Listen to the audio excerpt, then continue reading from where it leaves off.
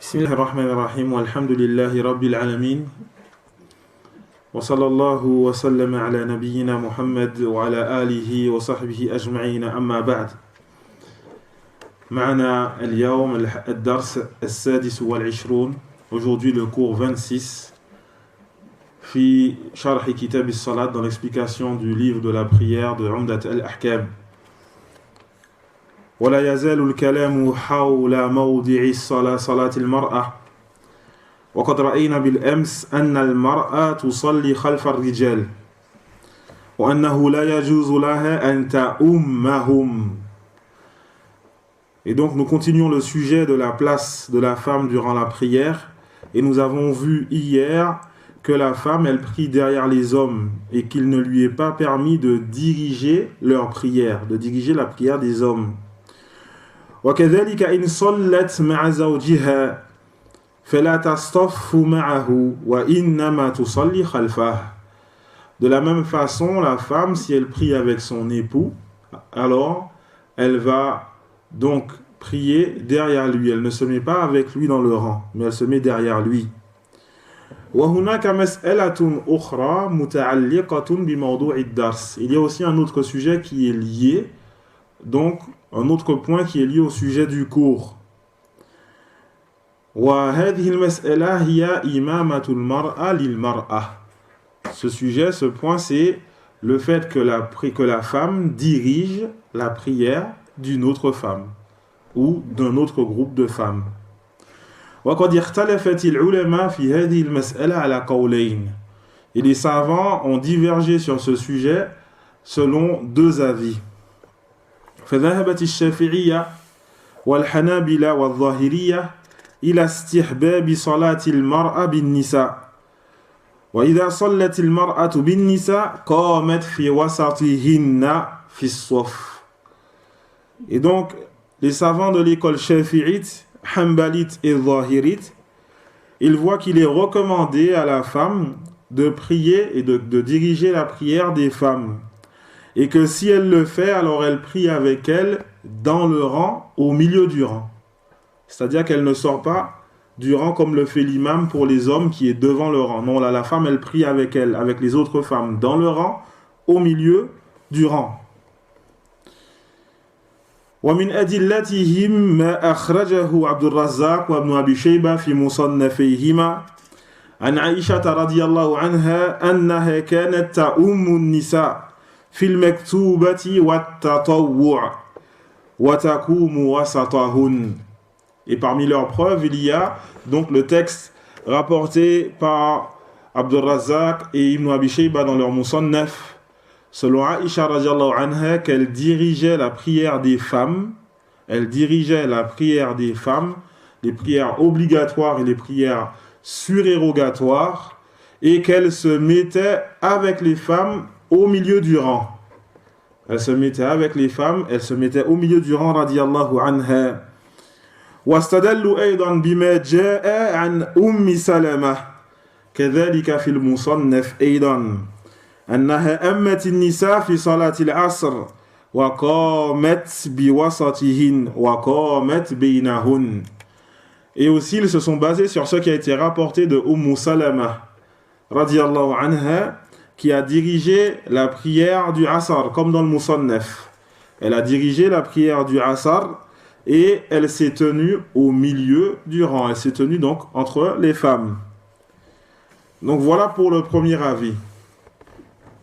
وذهبت المالكية والحنفية إلى عدم إمامة المرأة بالنساء. Les savants de l'école malikite et hanafite, ils voient que la femme ne peut pas diriger la prière des femmes non plus. C'est-à-dire que les femmes, elles ne peuvent pas prier en groupe. Et donc, chacune va prier de son côté. Mais elle ne prie pas en groupe. Si elle prie en groupe, elle prie derrière un imam, derrière un homme. واستدلوا بأدلة القائلين بمنع إمامة المرأة للرجال. Et ils se sont basés sur les mêmes preuves qu'ont utilisé ceux qui disent que la femme ne peut pas diriger la prière des hommes. Al-adilla allati ra'aynaha bil-ams, les preuves qu'on a vues hier. Cependant, l'utilisation de ces preuves-là n'est pas correcte. لأن هذه الأدلة التي ذكرناها لكم بالأمس متعلقة بإمامة المرأة للرجال لا إمامة المرأة للمرأة. Car les preuves qu'on a vues hier, elles sont liées, elles montrent l'interdiction que la femme dirige la prière des hommes. Mais elles ne sont pas liées au fait que la femme dirige la prière des femmes. Et donc on ne peut pas utiliser ces preuves pour dire que la femme ne peut pas diriger la prière des autres femmes. وَكَذَلِكَ إِمَامَةُ الْمَرْأَةِ لِلْمَرْأَةِ فَعَلَتْهُ عَائِشَةُ وَأُمُّ سَلَمَةَ وَهُمَا مِنْ أَزْوَاجِ النَّبِيِّ صلى الله عليه وسلم. Et aussi, le fait que la femme dirige la prière des autres femmes, il y a Aïcha et Salama qui l'ont fait, radiyallahu anhuma, et ces deux-là, elles font partie des épouses du prophète, sallallahu alayhi wa sallam. فَالرَّاجِحُ أَنَّ لِلْمَرْأَةِ أَنْ تَأُمَّ النِّسَاءَ وَتَقُومَ فِي وَسَطِهِنْ. Et donc, la vie le plus juste, c'est que la femme, elle peut diriger la prière des femmes, mais elle se met donc au milieu du rang. Elle ne va pas être toute seule devant comme le fait l'imam parmi les hommes. Et le dernier hadith du chapitre, le dernier hadith de ce chapitre, عن عبد الله بن عباس رضي الله عنهما قال بت عند خالتي ميمونة فقام النبي صلى الله عليه وسلم يصلي من الليل فقمت عن يساره فأخذ برأسي فأقامني عن يمينه رواه الجماعة. Et donc, selon Abdullah ibn Abbas, anhuma, qui dit « J'ai passé la nuit chez ma tante, Maymouna ». Les savants ils disent qu'il est allé chez sa tante justement pour pouvoir voir comment le prophète sallallahu alayhi wa sallam, il s'adonnait à l'adoration. Il y allait et profitait justement pour apprendre. Et le prophète sallallahu alayhi wa sallam s'est levé donc pour prier durant la nuit. Je me suis donc levé et je me suis placé, à sa gauche. Je me suis placé à sa gauche. Le prophète sallallahu alayhi wa sallam m'a alors pris par la tête et m'a mis de son côté droit. Il m'a mis à sa droite. فهذا الحديث فيه بيان موقف الرجل مع الإمام إذا كان اثنين فقط. Il y a dans ce hadith l'explication de la position de l'homme à côté de l'imam lorsqu'ils ne sont que deux. Lorsqu'ils ne sont que deux, tu ne vas pas te mettre derrière l'imam. Et tu ne vas pas non plus te mettre comme certains font, ils se mettent à la droite de l'imam, mais un petit peu derrière. Non, tu te mets à la droite de l'imam. Comme ça a été cité dans les textes. Tu te mets à la droite de l'imam. Et donc celui qui suit l'imam, il se met à la droite de celui-ci, il se met à la droite de l'imam.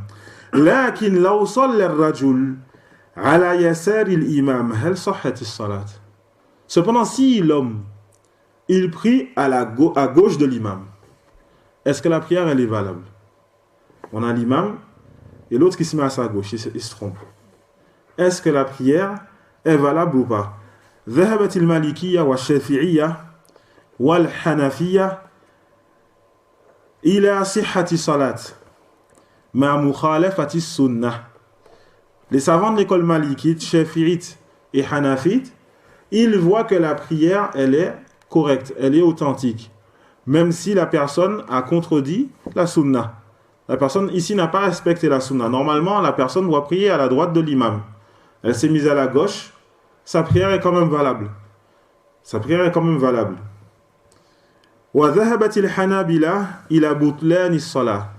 Tandis que les savants de l'école hanbalite, ils voient que la prière est caduque. La prière est caduque.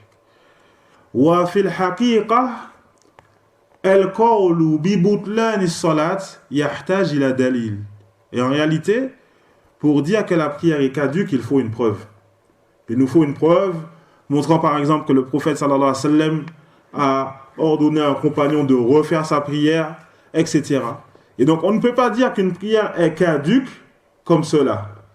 Voilà pourquoi, donc, l'avis le plus juste, wallahu a'lam, c'est que la prière de la personne, elle est correcte. Sa prière est authentique, elle est correcte, même si elle n'a pas respecté la sunnah. واستدل بعض العلماء بهذا الحديث على جواز نية الإمام لمن لم ينوي الإمامة على جواز نية الإمامة لمن لم ينوي الإمامة في أول الصلاة. Certains savants ils se sont appuyés sur ce hadith pour dire qu'il est permis à une personne d'avoir l'intention d'être imam, de diriger la prière, alors qu'il n'avait pas intention d'être imam en début de la prière. Tu arrives à la mosquée, tu vois que tout le monde a prié, ok, tu te mets derrière le poteau là-bas, tu commences ta prière, tu pries. Il y a une personne qui arrive derrière toi, elle voit que les autres ont prié, et que toi tu es en train de prier. Elle se met à côté de toi. Et donc toi, pendant que tu pries, tu prends l'intention d'être imam. Pourquoi? Parce qu'ils disent que ici le prophète sallallahu alayhi wa sallam, il a prié. Et ensuite, donc, on a Ibn Abbas, donc qui est venu donc se mettre à côté du prophète sallallahu alayhi wa sallam pendant qu'il priait. Donc voilà donc la parole de certains savants concernant ce sujet. وكذلك في الحديث جواز الجماعة في النافلة ليلا كما رأيناه سابقا. Il y a aussi dans ce hadith le fait qu'il est permis d'accomplir les prières surrogatoires la nuit en groupe, comme on l'a vu précédemment avec les hadiths donc qu'on a vu la semaine dernière. وأيضا ذكر العلماء أن الحديث فيه أن العمل اليسير لا يبطل الصلاة. Il voit aussi les savants que dans ce hadith, il y a le fait que les actes légers, qui ne sont pas nombreux, ne vont pas annuler la prière. Ici, le prophète sallallahu alayhi wa sallam, il a fait un acte qui ne fait pas partie de la prière. Le fait d'avoir déplacé, donc Ibn Abbas pendant sa prière. Le fait de l'avoir déplacé pendant sa prière, ça ne fait pas partie de la prière. Et ils disent, cela ne rend pas la prière caduque. Cela ne rend pas la prière donc caduque. Il est donc permis de faire des gestes pendant la prière, et ça on l'a déjà vu plusieurs fois. وأخيرا وذكروا أيضا جواز مبيت محرم المرأة عندها إن لم يكن في ذلك ضرر على الزوج. Et aussi donc les savants les ont cité qu'il est permis au mahram de la femme. Le mahram de la femme. C'est quoi le mahram? Qui remplace le mari, qui remplace interdit au mariage.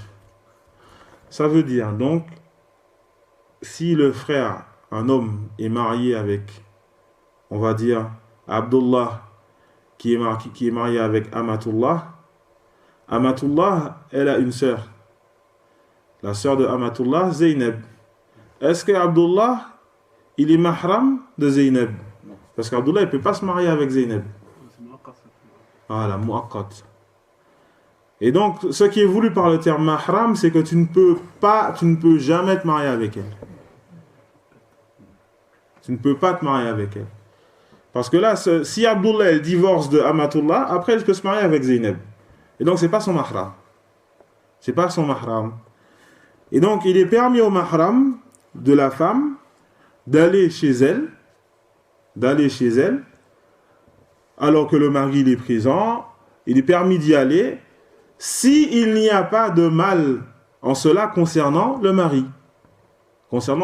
Parce que, donc, il se peut que le mari ait besoin de son épouse.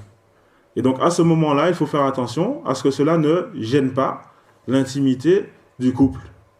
Voilà ce que les savants ont cité par rapport à ce hadith. Et nous, on va arrêter là pour aujourd'hui, Inch'Allah ta'ala. Et on reprend demain avec un nouveau chapitre, le chapitre de l'imama, Inch'Allah ta'ala. Donc la place de l'imam. On demande à Allah tabaraka wa ta'ala qui nous accorde la réussite. Il est certes capable de toutes choses. Subhanakallahumma wa bihamdika ashhadu an la ilaha illa ant astaghfiruka wa atubu ilayk. Hayakumullah.